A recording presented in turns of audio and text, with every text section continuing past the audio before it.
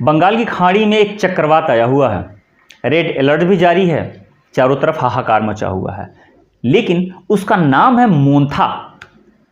बात आज हम लोग इस पे किया जाए थोड़ा सा कि नाम मोथा और रखने वाले कौन है? थाईलैंड। यानी कि मोथा नाम जो है किसने रखा हुआ है? थाईलैंड। तो थोड़ा सा इस पे विचार तो किया जा सकता है ना कि भारत में चक्रवात आया, नाम ठीक है मोथा रखा गया, लेकिन रखा कौन? थाईलैंड रखा। कभी सऊदी अरब रखता है, कभी यमन रखता है, कभी मालदीव रखता है। तो ऐसा क्या है कि चक्रवात भारत में आता है और नाम थाईलैंड, यमन, सऊदी रखता है?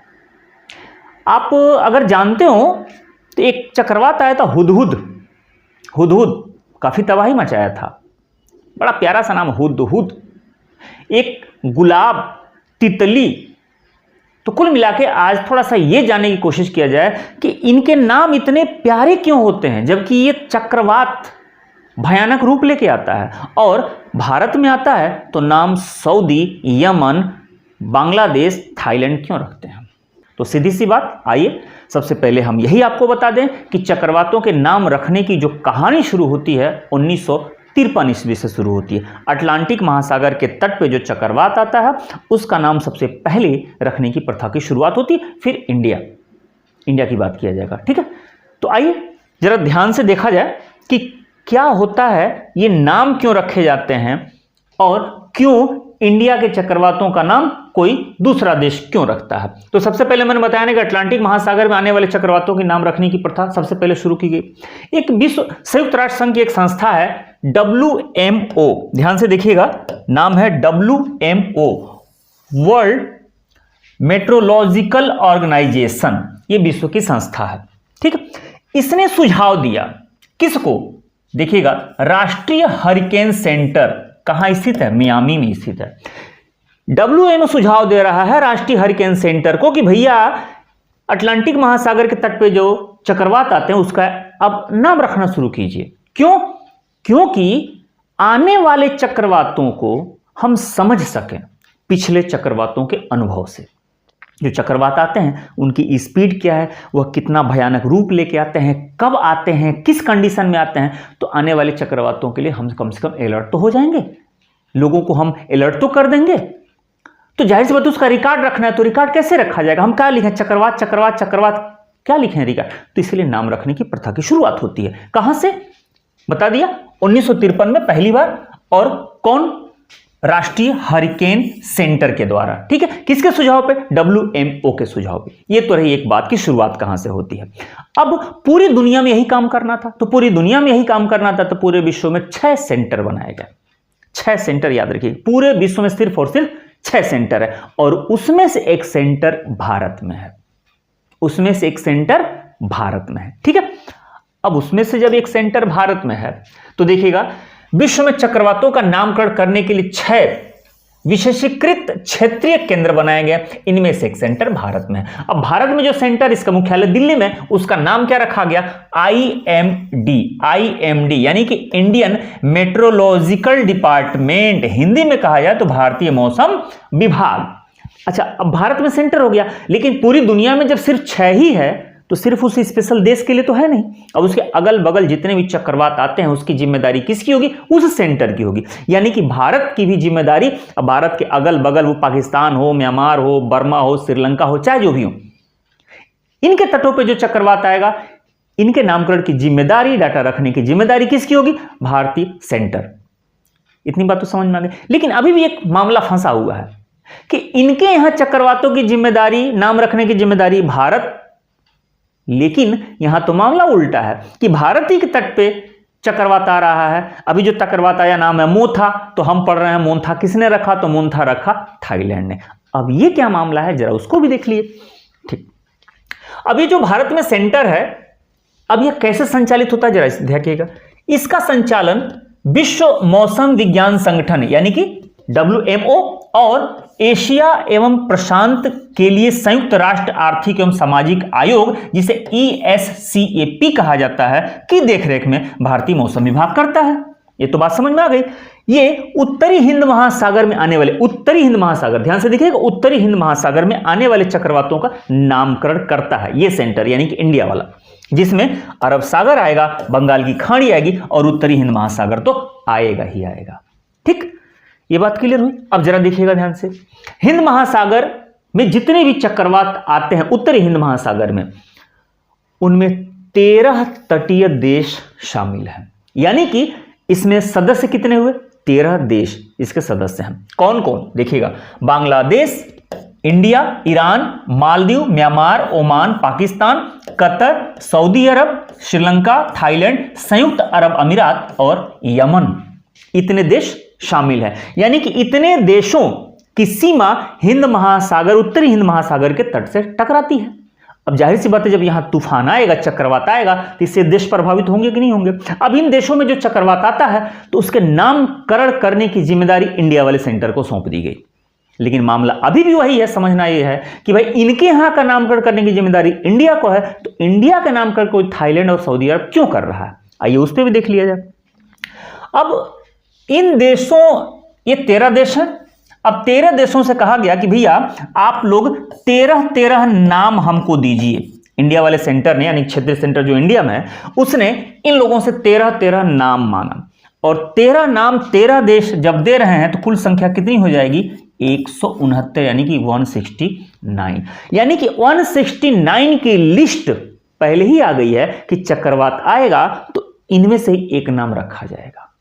अब जाहिर सी बात भाई, 169 लिस्ट हमारे पास है नामों की। अब उनमें से किसी चक्रवात का नाम रखना है तो कैसे रखेंगे? कौन सा रखेंगे? किसको पहले, किस देश को पहले रखेंगे? तो उसके लिए एक नियम बनाया गया। अब नियम क्या है कि ये जो देश आपको दिखाई दे रहे हैं, इन देशों का नाम अंग्रेजी के अल्फाबेट के हिसाब से जिसका पहले आएगा उसकी लिस्ट पहले निकाली जाएगी, और वो जो 13 नाम वो देश दिया होगा उसके क्रम के हिसाब से नाम हम रखते चले जाएंगे।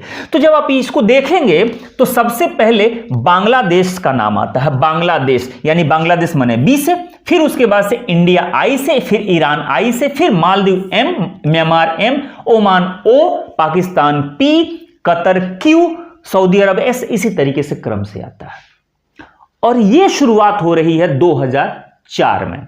याद कीजिए, पूरी दुनिया में शुरुआत होती है 1953 ईस्वी में, लेकिन भारतीय सेंटर की शुरुआत, यानी कि अपने भारत के इर्द गिर्द चक्रवातों के नामकरण की शुरुआत कब से हो रही है? 2004 से। अब आप एक बात समझ गए होंगे, बिना बताए समझ जाएंगे कि अगर हम ये कहें कि भारतीय उपमहाद्वीप में, यानी कि उत्तरी हिंद महासागर में पहला ऐसा चक्रवात जिसका नामकरण किया गया, तो नाम किसने रखा? तो आप कह देंगे बांग्लादेश। क्यों? इन 13 देशों में अल्फाबेट के हिसाब से पहले पे कौन आता है? बांग्लादेश आता है, दूसरे पे इंडिया आता है, तीसरे पे ईरान आता है, सबसे आखिरी में आएगा यमन। क्यों? क्योंकि यह वाई से है। बात समझ में आ गई ना?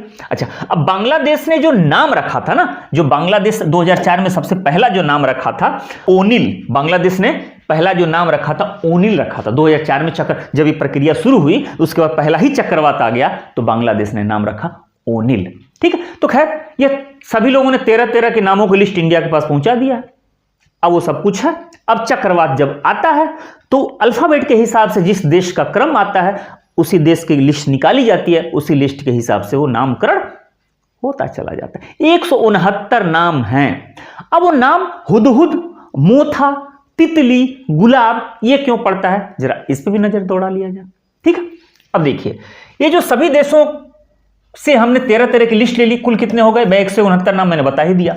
अब ये कहा गया है सबसे कि भाई वो जो नाम आप दीजिएगा, धार्मिक रूप से, रंग, जातीय, लैंगिक रूप से कोई भी भेदभाव आधारित वो नाम नहीं होना चाहिए। यानी कि ऐसा कोई नाम ना हो जिससे किसी जाति, धर्म, रंग, लैंगिक आधार पर किसी को कोई तकलीफ होती हो। एक बात। दूसरी बात, यह अंग्रेजी का अल्फाबेट ए से जेड से कहीं से भी हो सकते हैं, लेकिन यू, एक्स, वाई से उन नामों की शुरुआत नहीं होनी चाहिए। एक मजेदार बात, और मजेदार बात यह है कि 8 अक्षर से ज्यादा का नाम नहीं होना चाहिए। यानी कि अब जिसका हुद नाम दिया, हुद आज मोन्था, तो अंग्रेजी के जो अक्षर यानी कि अल्फाबेट है 8 डिजिट से ज्यादा नहीं होनी चाहिए, सीधी सी बात। इसीलिए छोटे छोटे नाम होते हैं। इसके पीछे मकसद क्या था? मकसद यही है कि वो नाम सबकी जुबान पर आसानी से चढ़ जाए, उसे बड़े आसानी से हम समझ सकें, ताकि हम जब अलर्ट जारी करें तो 13 अलग अलग देश हैं और 13 अलग अलग देशों में अलग अलग भाषाएं हैं, सबकी अलग अलग मान्यताएं हैं। कोई ऐसा नाम ना दे दीजिए कि पता चले कि कोई देश उसको मतलब उसको उच्चारण करने में परेशानी होने लगे। इसीलिए बड़ा छोटा सा नाम दीजिए, 8 डिजिट से ज्यादा का नहीं होना चाहिए। इसीलिए नाम देता हुद, तितली, गुलाब, दाना, अब आ गया मोंथा। तो बात समझ में आ गई ना? इंडिया वाले सेंटर पे उन 169 नामों की लिस्ट पड़ी हुई है। इस बार जो तूफान आया है बंगाल की खाड़ी में, तो इस बार नंबर किसका था? नंबर था थाईलैंड का। तो इसीलिए थाईलैंड वाली लिस्ट निकाली गई और उसके लिस्ट के हिसाब से उस क्रम पे थाईलैंड ने जो नाम सुझाया था उसी का नंबर था और नंबर था मोंथा। मजेदार बात यह है कि अभी जस्ट इससे पहले, अभी कुछ दिन पहले 6 या 7 तारीख को अरब सागर के तट पे एक तूफान आया था। अरब सागर के तट पे तूफान आया था और नाम दिया गया था शक्ति। नाम दिया गया था शक्ति। और शक्ति नाम किसने दिया था? श्रीलंका ने दिया था। श्रीलंका ने दिया था। अब देखिए जरा, श्रीलंका यानी कि इसका नाम एस से, और उसके बाद जो आया तो थाईलैंड, यानी कि थाईलैंड का नाम किससे? टी से।